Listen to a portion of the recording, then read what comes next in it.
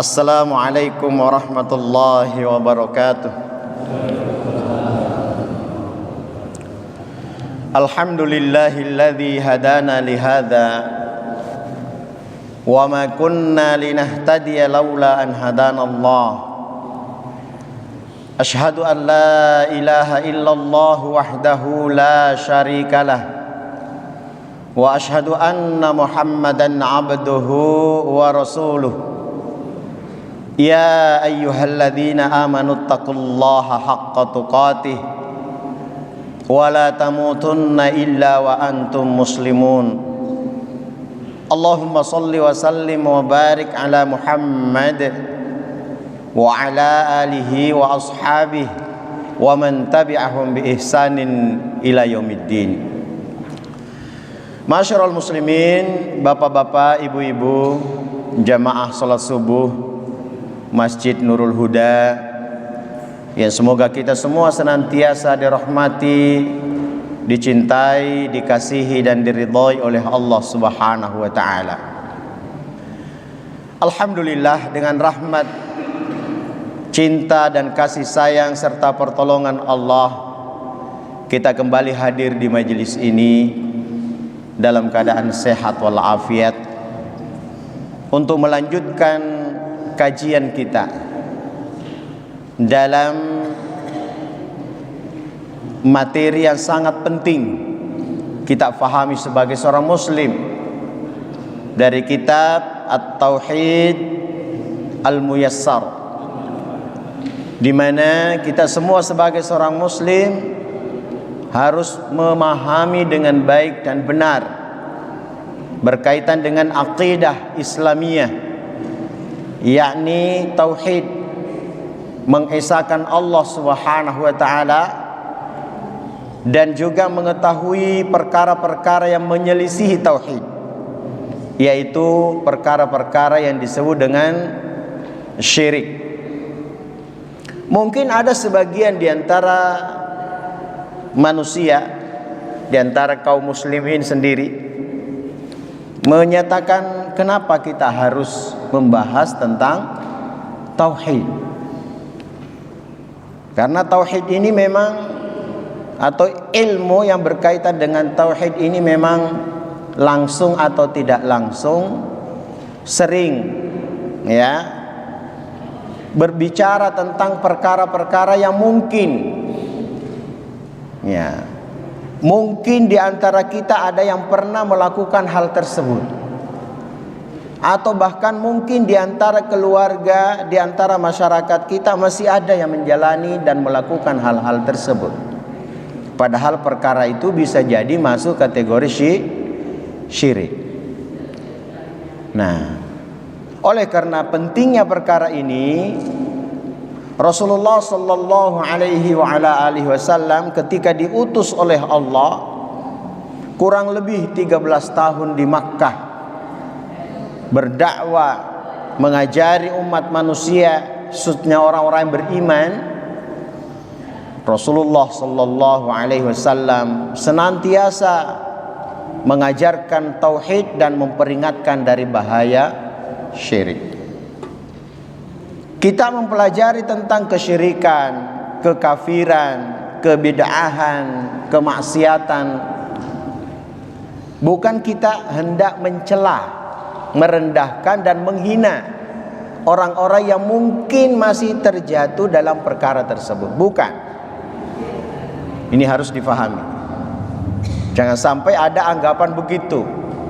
Wah, sampean ini mengkafir-kafirkan orang, mensyirik-syirikkan orang, membid'ah-bid'ahkan orang. Sama sekali bukan. Penjelasan berkaitan dengan kekafiran, kesyirikan, kebid'ahan, kemaksiatan, dan berbagai macam perkara yang sejenisnya itu berasal dan bersumber dari syariat agama, berasal dari Allah Subhanahu wa ta'ala. Allah lah yang menjelaskan kepada kita melalui Al-Quran. Rasulullah sallallahu alaihi wasallam lah yang menjelaskan kepada kita melalui sunnah-sunnah atau hadits-hadits beliau. Jadi bukan mengada-ada penjelasan ini. Ya. maka tidak ada sekali-sekali lagi, tidak ada niat untuk merendahkan, menghina dan sebagainya saudara-saudara kita yang mungkin masih terjatuh ke dalam hal tersebut. Yang kedua, tujuannya adalah agar kita setelah mengetahui tentang perkara-perkara syirik, kekafiran, kebid'ahan, kemaksiatan, supaya kita tidak jatuh ke dalam hal tersebut. Ya, karena orang kalau sudah tahu bahwa hal ini berbahaya, tentu berusaha menghindari. Sebagaimana jenengan ketika berangkat ke suatu tempat, ada dua jalan. Jalan sini bagus, enak dan sebagainya, mulus, juga tidak berbahaya. Yang satu jalan yang wah di situ banyak jurang, banyak. Tentu ketika kita berpikir logis, tentu kita milih jalan yang selamat. Ya, jalan yang di situ jarang bahaya. Oh di sini bahaya, ya kita berusaha menghindari. Begitulah perkara-perkara ini kita jelaskan segamblang-gamblangnya, sejelas-jelasnya, jangan sampai kita terjatuh di dalamnya. Ada seorang sahabat bernama Hudzaifah ibnul Yaman radhiyallahu taala anhu, ya, disebutkan dalam sebuah hadis diriwayatkan oleh Al-Imam Al-Bukhari dan juga oleh Al-Imam Muslim. Dan hadis ini masyhur, sering sekali kita dengarkan, bahwasannya Hudzaifah ibnul Yaman radhiyallahu taala anhu pernah berkata, kana an-nasu yas'aluna Rasulullah sallallahu alaihi wasallam 'anil khair. Di antara manusia, maksudnya para sahabat itu, sebagian besar di antara mereka kalau bertanya kepada Rasulullah menanyakan perkara-perkara kebaikan, ibadah, amal soleh, keutamaan-keutamaan. Rata-rata sahabat itu kalau bertanya, yang ditanyakan itu gimana keutamaan ini, keutamaan itu, atau perkara-perkara yang baik-baik. Kemudian beliau menyatakan, wa kuntu as'aluhu anisyar. Adapun aku, kata sahabat yang mulia, siapa tadi? Siapa? Hudzaifah ibnul Yaman. Adapun aku, kata beliau, as'alu, aku bertanya tentang anisyar, perkara-perkara yang buruk, yang jelek. Artinya kejelekan-kejelekan dan keburukan-keburukan. Untuk apa? Makhofata ayyudrikani, karena aku takut jangan sampai keburukan-keburukan itu menimpaku.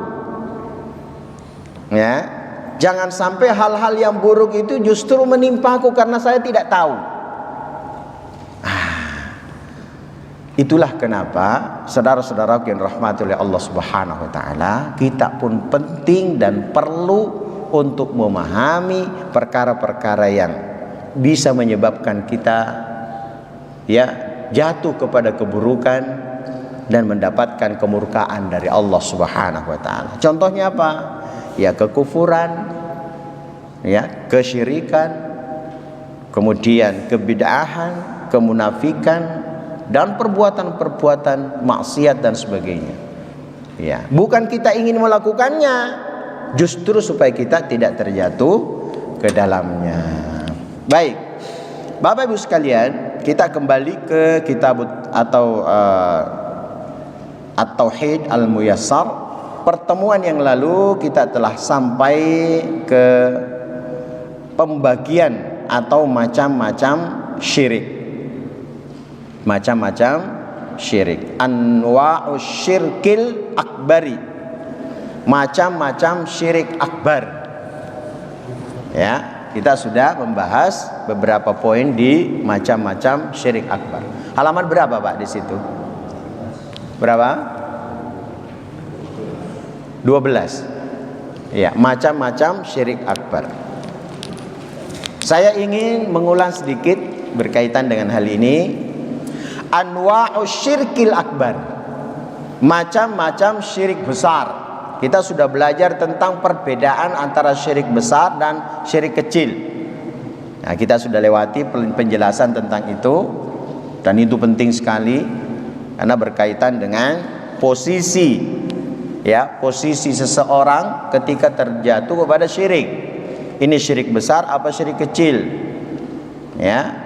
Kemudian konsekuensi ketika terjatuh ke dalam syirik.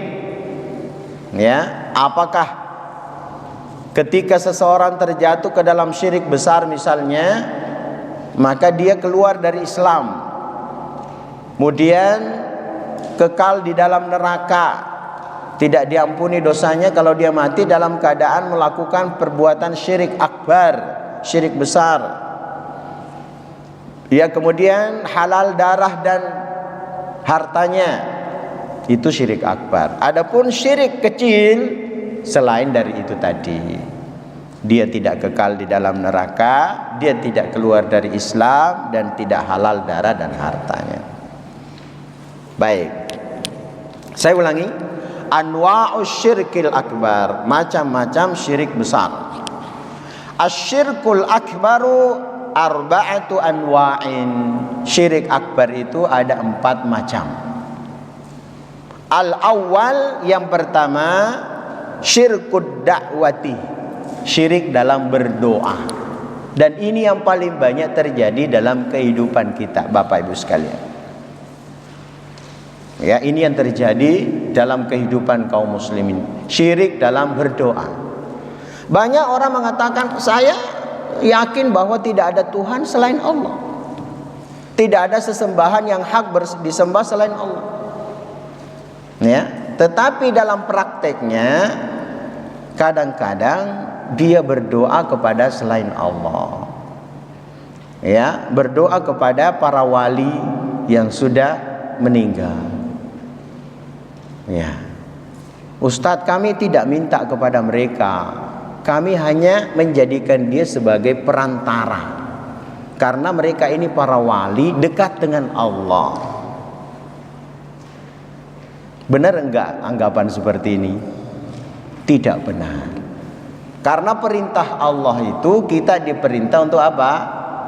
Diperintah untuk berdoa kepada Allah.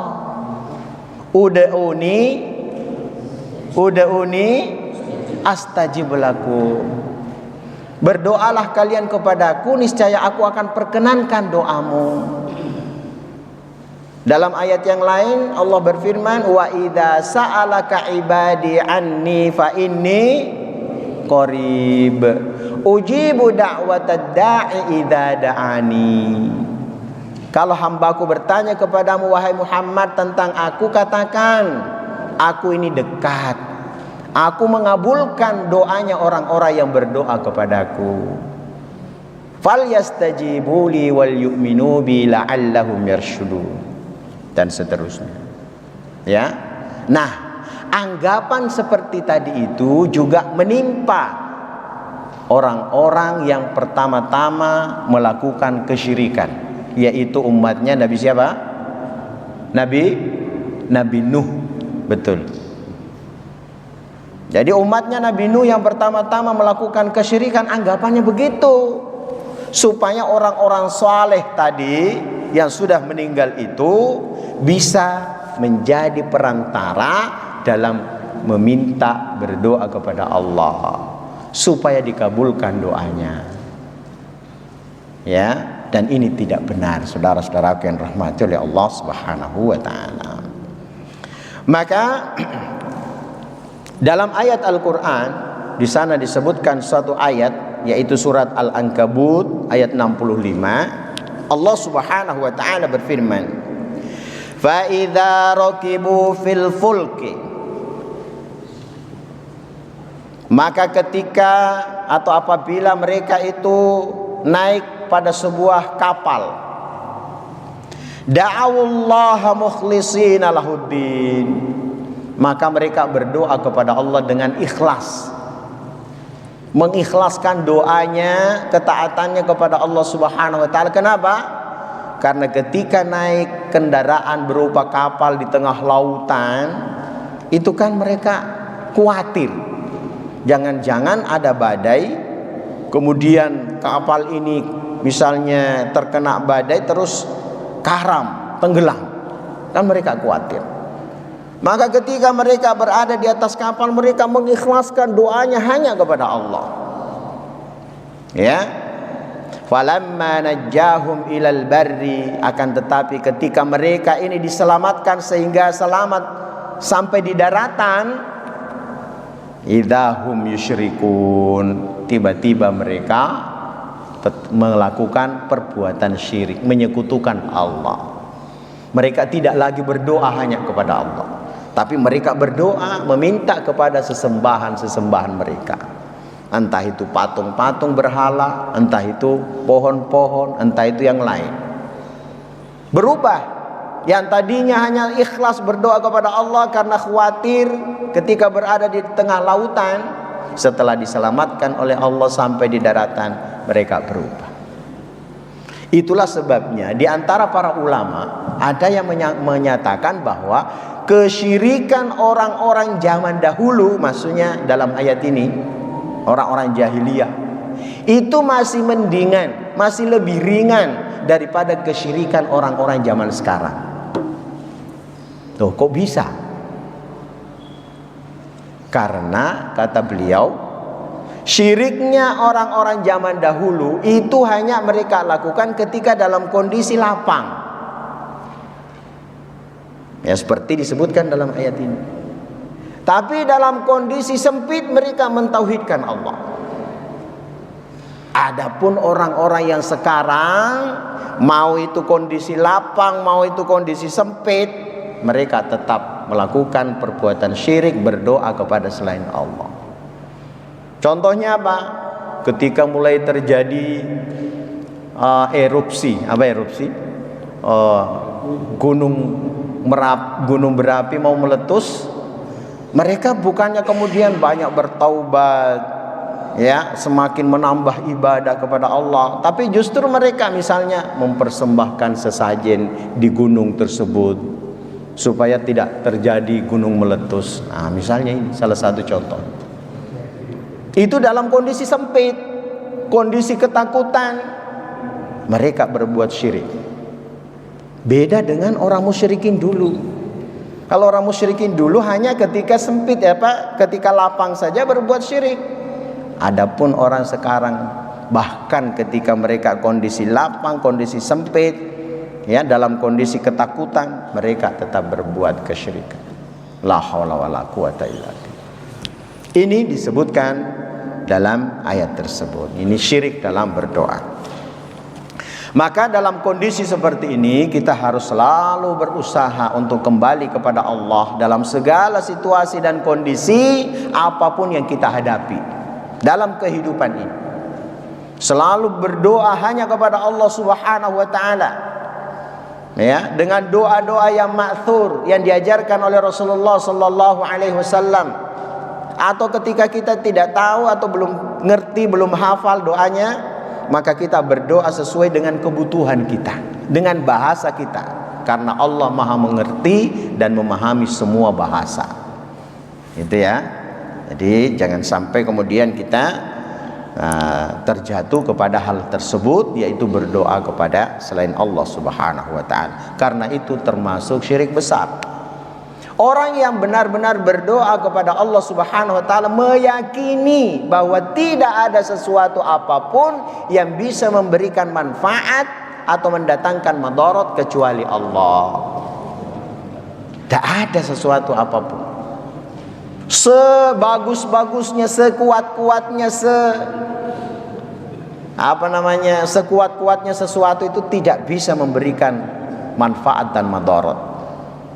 Hanya Allah Subhanahu wa ta'ala yang bisa memberikan pertolongan, mengangkat suatu kesulitan, atau mengabulkan permintaan kita. Hanya Allah Subhanahu wa ta'ala. Berikutnya, yang kedua, syirik akbar tadi, termasuk diantara syirik akbar adalah syirkun niyah wal iradah wal qasdi. Syirik dalam niat Niat, keinginan, dan tujuan. Hati-hati Bapak Ibu sekalian. Ketika kita melakukan suatu kebaikan berupa ibadah, amal saleh dan ketaatan-ketaatan, maka selalu menata niat. Menata niat. Baik sebelum kita lakukan ibadah amal saleh tersebut, ketika sedang berjalan, atau setelah kita melakukan ibadah amal saleh, selalu ditata niat kita bahwa ibadah dan amal saleh yang kita kerjakan murni hanya untuk mendapatkan ridho Allah Subhanahu wa taala. Tidak ada niat lain.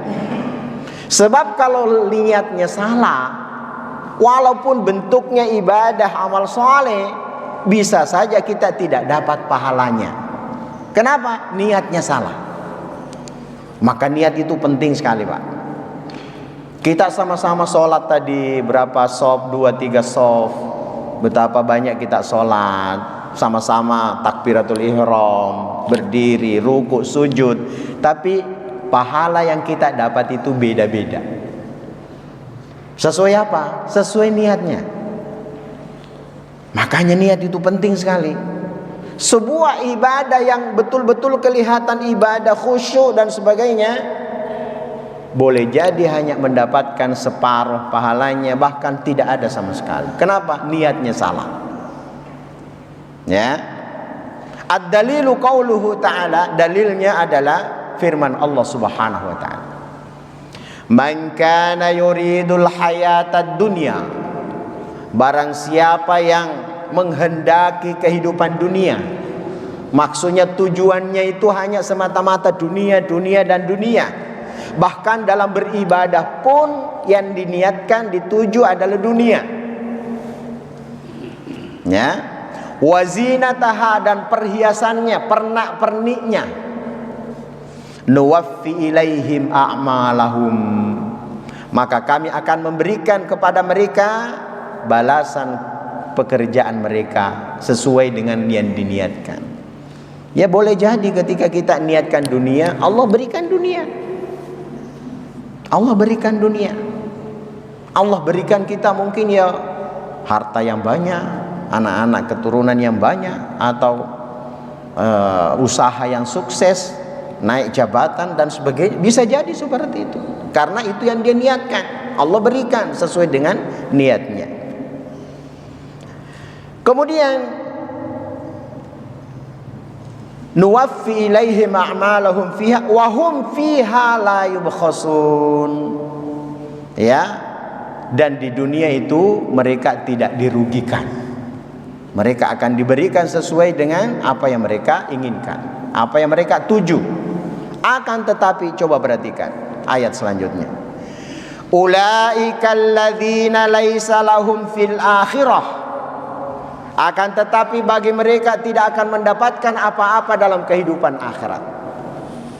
Tidak ada pahalanya. Masya Allah. Tidak ada pahalanya. Bahkan illan nar, kecuali neraka.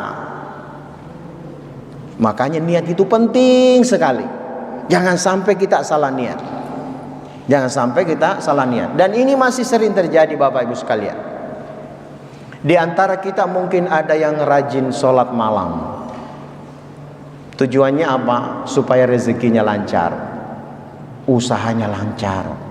Itu yang ada dalam hatinya.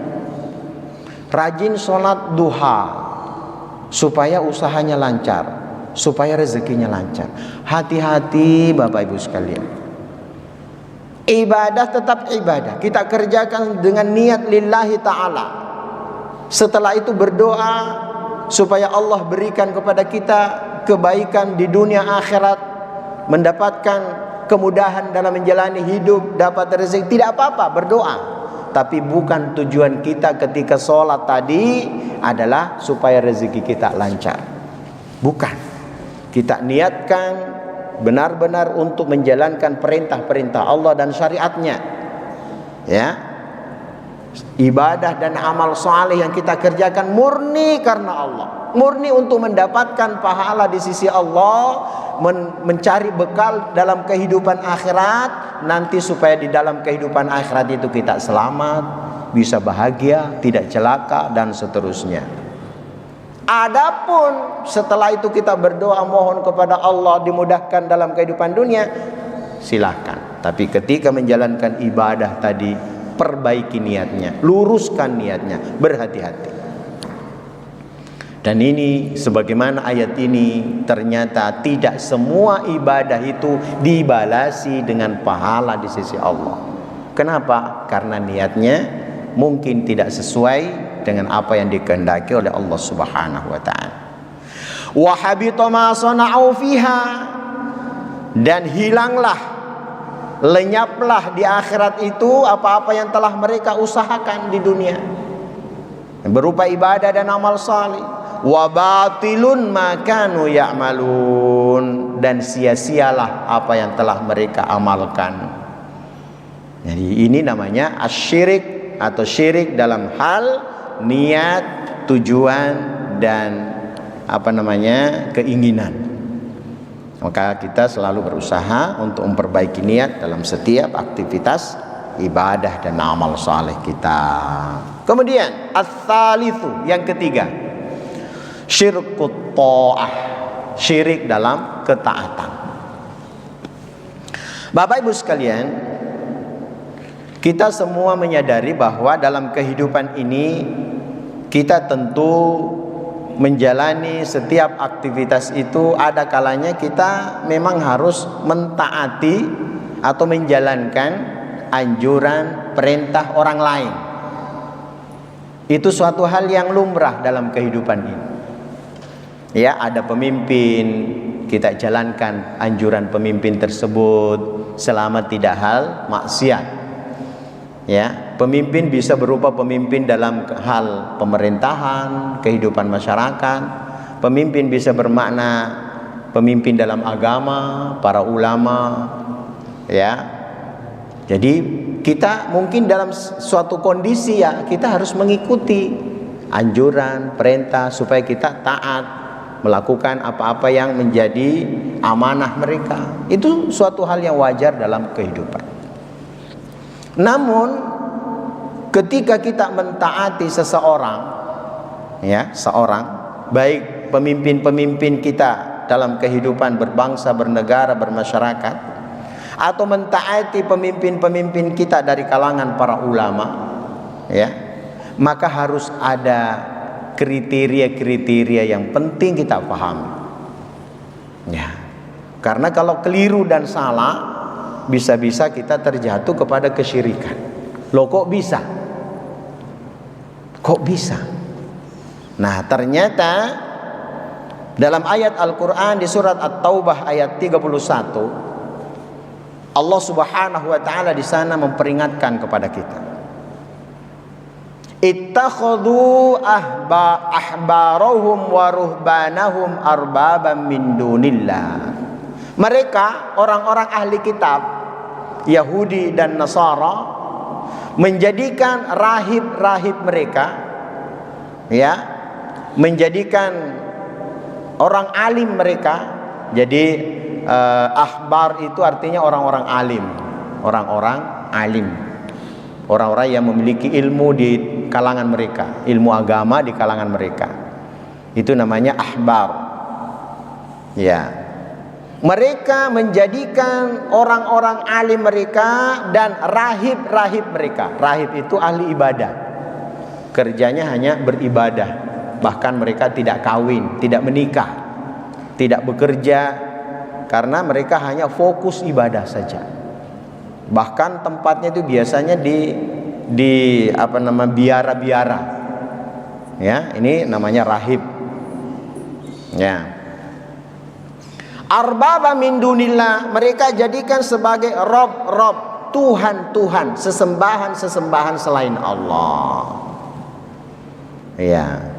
Wal Masih ibn Maryam, demikian pula mereka menjadikan Isa ibnu Maryam sebagai rob, sebagai Tuhan. Orang Nasara menjadikan Isa bin Maryam sebagai Tuhan.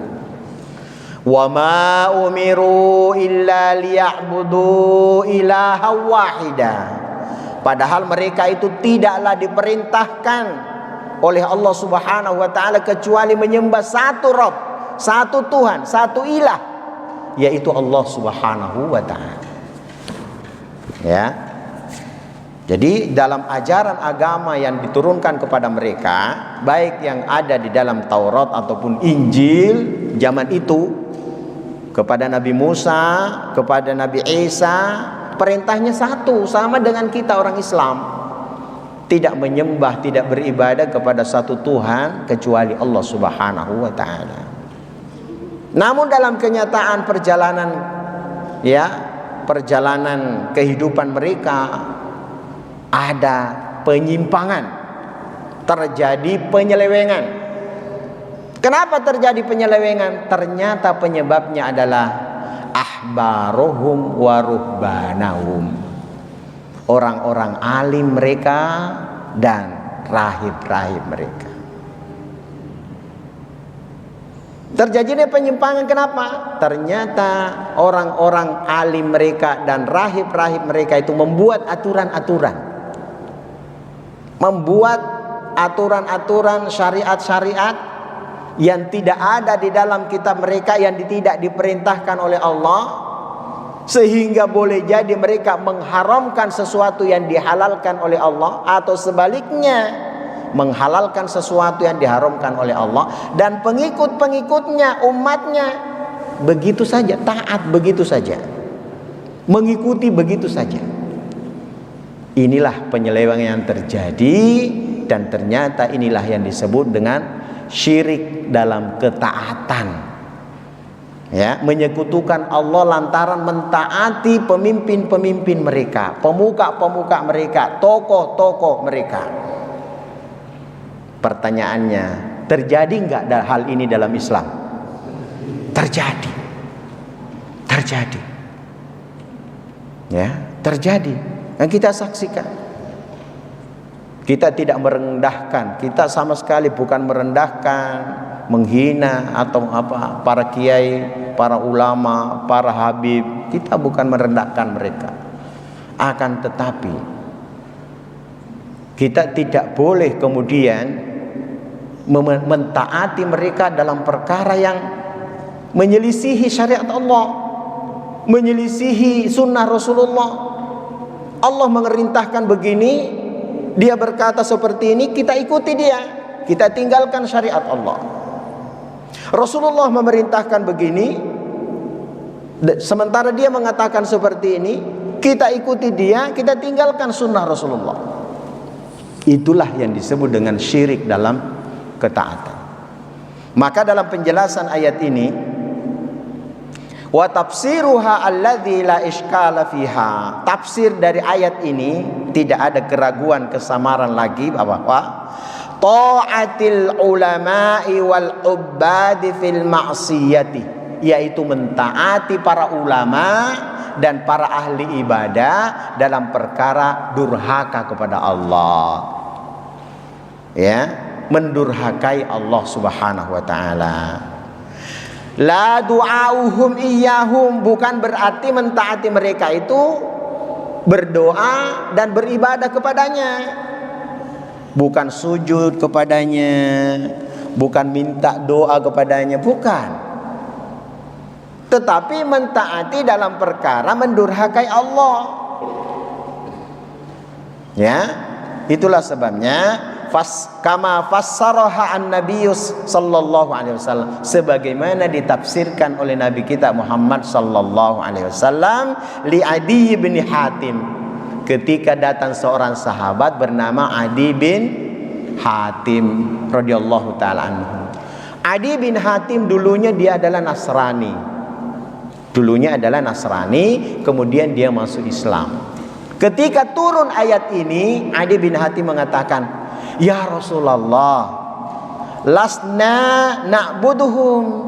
Kami sebenarnya tidak menyembah mereka. Maksudnya kami tidak berdoa kepada mereka, tidak sujud di hadapan mereka. Ya, kemudian Rasulullah mengingatkan atau membacakan ayat ini kepada sahabat yang mulia. Adi bin Hatim. Fadzakara lahu anna ibadatahum ta'atuhum fil ma'siyah.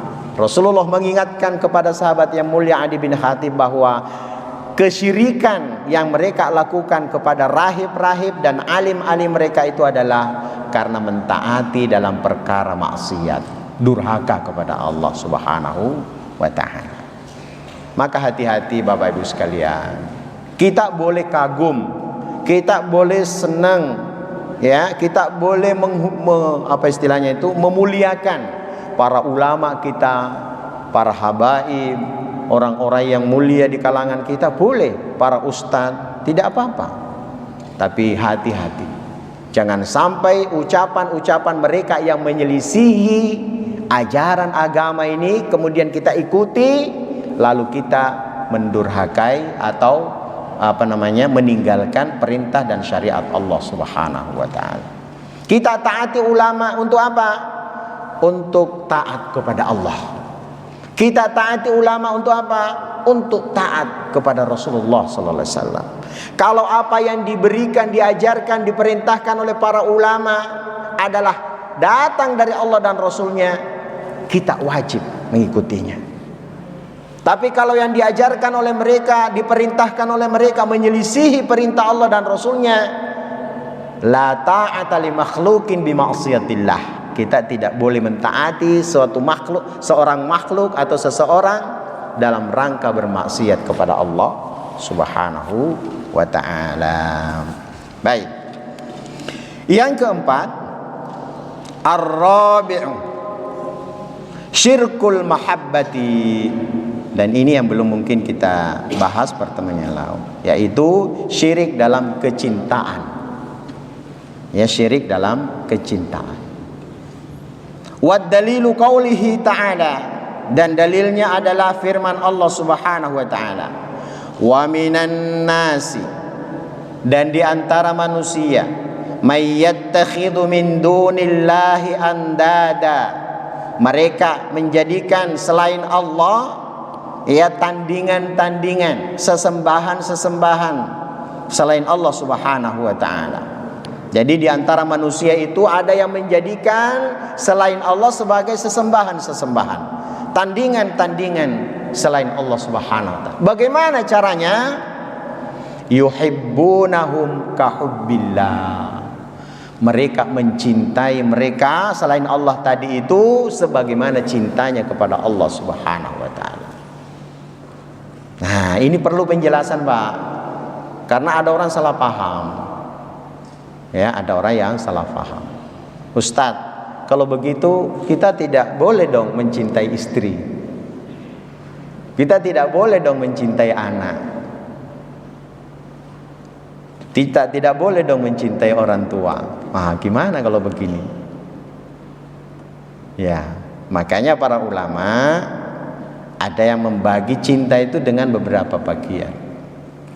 Ada namanya cinta tabi'i, cinta tabiat, cinta yang merupakan fitrah kita manusia. Kita semua diberikan oleh Allah Subhanahu wa ta'ala fitrah mencintai orang-orang yang kita cintai, orang yang kita sayangi. Orang tua kita, istri dan atau suami kita, anak-anak kita, itu fitrah manusia. Itu fitrah manusia, tidak bisa dihilangkan, ya, tidak bisa dihilangkan. Namun yang dimaksud di sini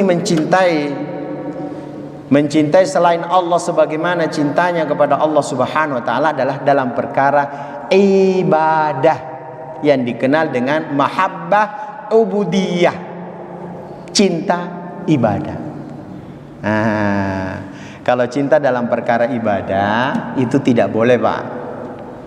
Ya, cinta dalam perkara ibadah, ketundukan, ketaatan, ya, dalam syariat itu hanya kepada Allah Subhanahu wa ta'ala, tidak boleh kepada lainnya. Ya. Namun ketika bertemu antara dua cinta ini, cinta antara ibadah dan cinta tabi'iyah atau cinta yang merupakan fitrah bertemu dengan cinta ibadah, maka kita berusaha mendahulukan cinta ibadah, cinta kepada Allah Subhanahu wa taala. Ya, cinta kepada Allah Subhanahu wa taala. Kalau bertemu dua-duanya. Contoh di rumah ada kerjaan, istri lagi misalnya kurang enak badan. Piring-piring belum dicuci, kemudian rumah belum dibersihkan. Pada saat yang sama azan berkumandang. Mana yang didahulukan, Pak? Ya, sambut dulu azannya. Datang, jalankan, laksanakan sholat berjamaah. Setelah itu balik, kan bisa dilanjutkan ya tadi itu, cuci piring, ya, bersih-bersih dan sebagainya. Ya, ketika dihadapkan pada kondisi bertemu antara mahabbatul ibadah, ya, cinta terkait dengan ibadah dan cinta berkaitan dengan fitrah tadi, maka kita mendahulukan cinta ibadah, cinta kepada Allah, cinta kepada Rasul. Ya, ayatnya ya ini tadi. Jangan sampai kita ketika hal tersebut terjadi, kita meninggalkan, mendahulukan hal-hal yang sesungguhnya bisa ditunda, bisa dikerjakan pada kesempatan lain dan sebagainya. Ya, sebagaimana hadits Rasulullah sallallahu alaihi wasallam, di sana disebutkan bahwasannya orang-orang yang akan mendapatkan lezatnya, manisnya iman, ya adalah ketika dia mencintai Allah dan Rasulnya lebih dari segala-galanya, lebih dari selainnya. Orang yang mencintai Allah dan Rasulnya, dia akan merasakan lezatnya iman jika cintanya kepada Allah dan Rasulnya itu lebih daripada cinta kepada selainnya. Ya, jadi tolong perhatikan ini karena banyak yang salah paham. Jika saya bahas ini berkaitan dengan syirkul mahabbah, ya kalau begitu Ustaz, ya kita nggak perlu cinta kepada keluarga, kepada ibu, kepada orang tua, kepada anak istri. Wah, bukan begitu maksud. Ya, karena setiap manusia itu pada dirinya telah ada yang namanya mahabbah.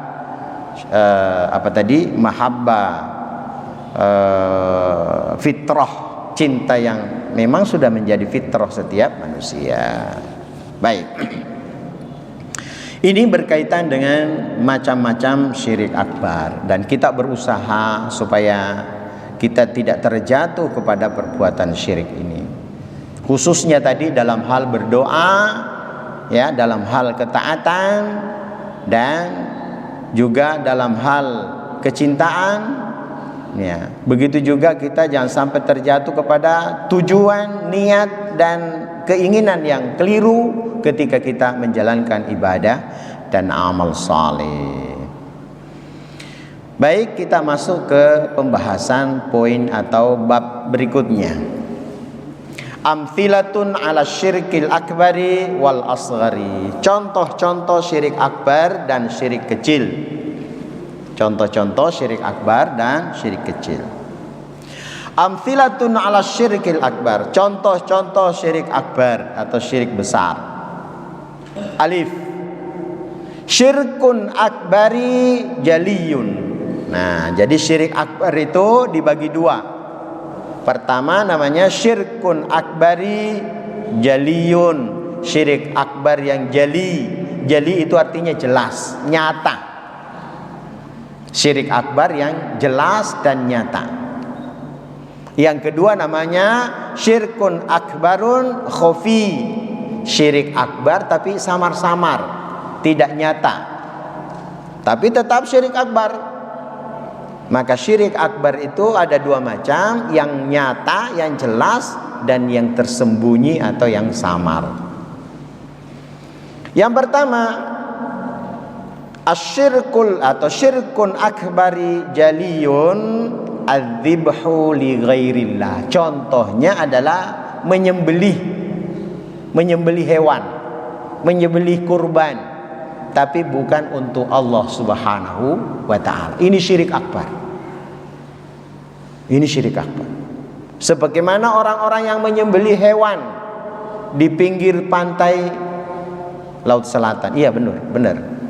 Untuk dipersembahkan kepada siapa? Nyi Roro Kidul. Di sana dia bawa kambing kah, sapi kah, kerbau kah, ayam kah, disembelih di sana untuk dipersembahkan kepada Nyi Roro Kidul. Ini syirik akbar. Orang yang meninggal dan tidak bertaubat dari dosa ini, Pak, konsekuensinya 3 tadi. Ya, bisa jadi tidak diampuni dosanya, dia masuk ke dalam neraka dan kekal dalam neraka. Ustadz, itu kan budaya,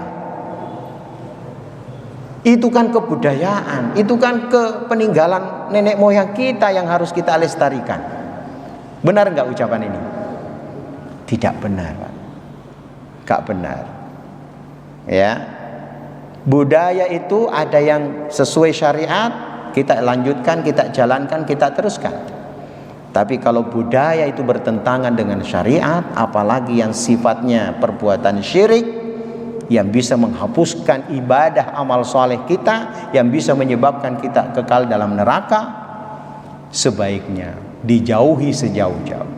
Walaupun semua orang mengerjakan, walaupun itu sesuatu yang sudah berjalan puluhan bahkan ratusan tahun, tidak ada alasan. Tidak ada alasan. Kita berusaha untuk menjauhi sejauh-jauh. Ya. Dan celakanya banyak diantara pemerintah-pemerintah daerah yang mengangkat kembali. Ya, di beberapa daerah itu hal-hal yang dulu sudah tidak ada dibangkitkan kembali, tanpa mempertimbangkan akidah kaum muslimin, akidah Islamiyah. Padahal ini berbahaya, sangat berbahaya terhadap akidah kita. Begitu juga menyembelih hewan ketika misalnya mau membangun rumah, kepalanya ditanam di pondasi, bangun jembatan atau gedung bertingkat misalnya, sama saja. Sesembelihan bukan karena Allah Subhanahu wa taala dan bukan untuk Allah Subhanahu wa taala. Sembelihan yang disyariatkan dalam ajaran agama kita jelas, sunnahnya jelas, perintahnya jelas. Contoh kurban, itu jelas perintahnya. Ya, fasholli li rabbika wanhar. Kita diperintahkan untuk menjalankan sholat, melaksanakan sholat Idul Adha. Setelah itu wanhar, sembelih hewan kurban. Akikah itu diantara para ulama ada yang menganggapnya sebagai suatu yang wajib, tapi jumhur ulama, sebagian besar diantara ulama menyatakan sebagai sunnah muakkadah, sunnah yang ditekankan. Ya, jadi akikah itu sunnah yang ditekankan. Ya, maka sembelihan berupa akikah ya disyariatkan. Terus sembelihan apa lagi? Sembelihan yang mubahah dengan menyebut nama Allah ketika menyembelihnya.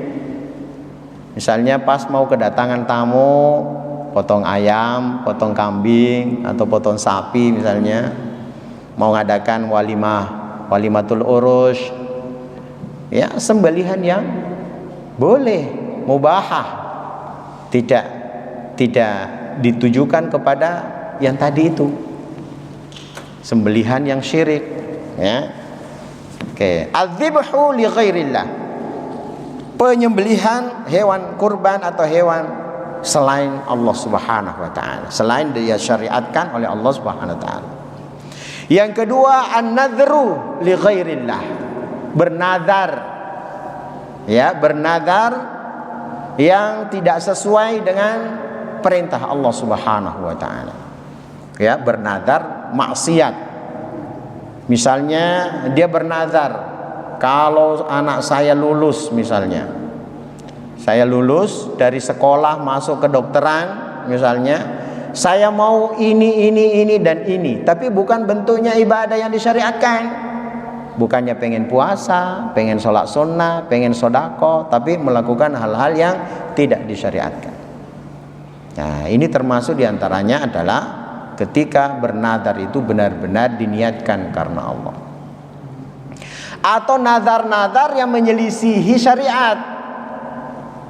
Ya, nazar-nazar yang menyelisihi syariat itu juga tidak boleh. Itu termasuk syirik akbar. Kemudian al-istighatsatu bi ghairillah, dan istighatsah selain kepada Allah Subhanahu wa taala. Apa sih makna istighatsah itu? Kan ada 3, Pak. Yang pertama namanya al-isti'anah. Yang kedua namanya al-isti'adzah. Yang ketiga namanya al-istighatsah. Kalau isti'anah artinya minta pertolongan, minta bantuan. Dan minta pertolongan, minta bantuan kepada Allah Subhanahu wa taala. Apa saja. Ketika kita butuh, kita minta kepada Allah, kita berdoa kepada Allah. Ini namanya isti'anah, agar Allah menolong kita. Kalau al-isti'adzah adalah minta perlindungan. Misalnya kita tahu akan ada bahaya, malapetaka, atau hal-hal yang mencelakakan diri kita atau keluarga kita, maka kita minta berlindung kepada Allah. Jangan sampai terjatuh kepada hal tersebut, atau jangan sampai kita ditimpa hal tersebut. Yang ketiga namanya al-istighatsah. Artinya ketika seseorang atau suatu kaum itu sudah ditimpa musibah, sudah terjadi, musibahnya sudah terjadi, seperti kemarin COVID, seperti misalnya ada banjir, seperti misalnya gunung meletus atau apapun, misalnya kita tertimpa penyakit, itu sudah terjadi. Kita minta, kita mohon kepada Allah agar hal tersebut diangkat, dihilangkan oleh Allah. Ini namanya apa tadi? Istighatsah. Nah, istighatsah pun tidak boleh kita lakukan kecuali hanya kepada Allah Subhanahu, kepada selain Allah Subhanahu wa taala.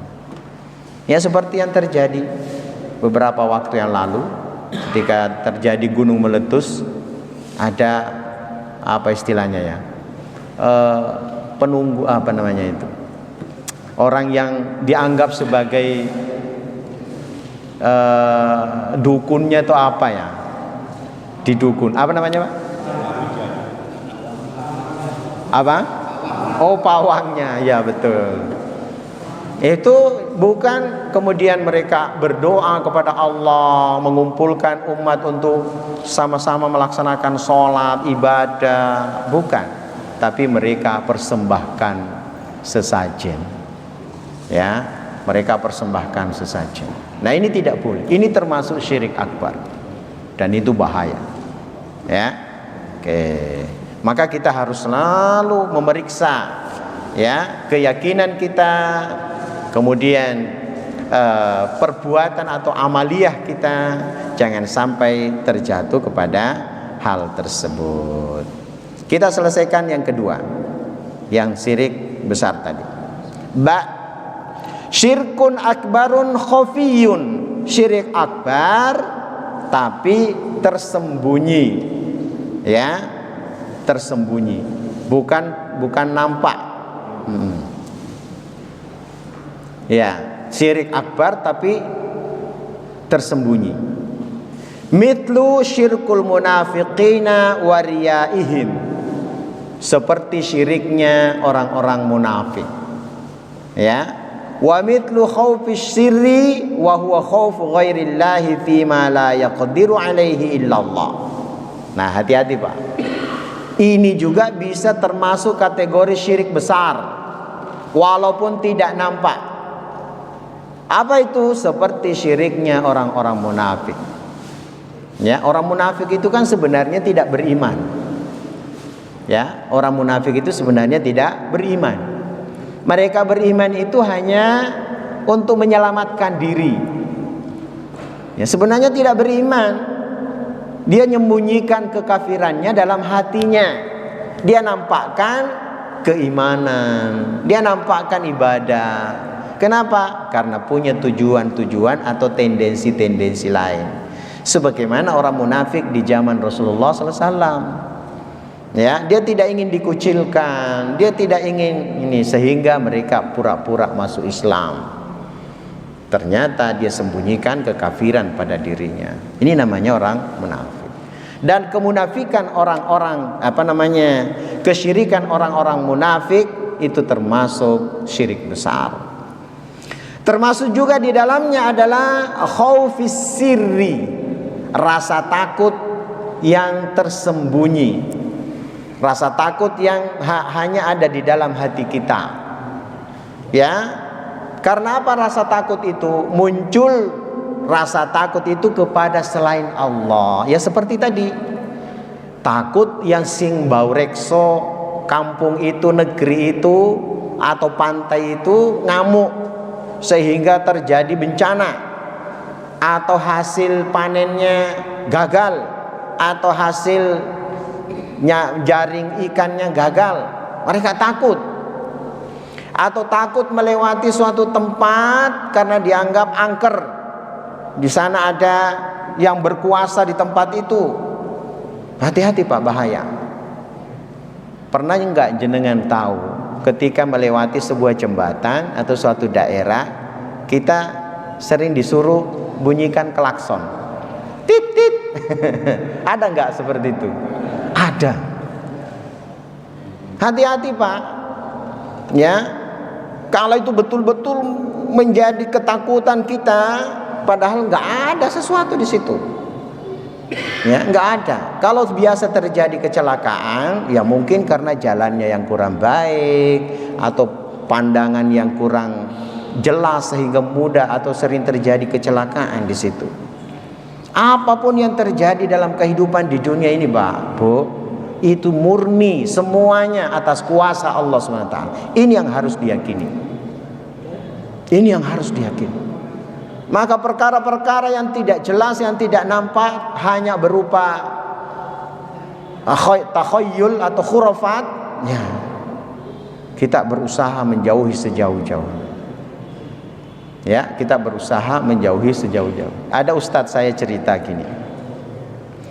Ada sebuah daerah, wilayah, entah itu jembatan atau apa, itu kalau lewat di situ harus bunyikan klakson. Tit tit.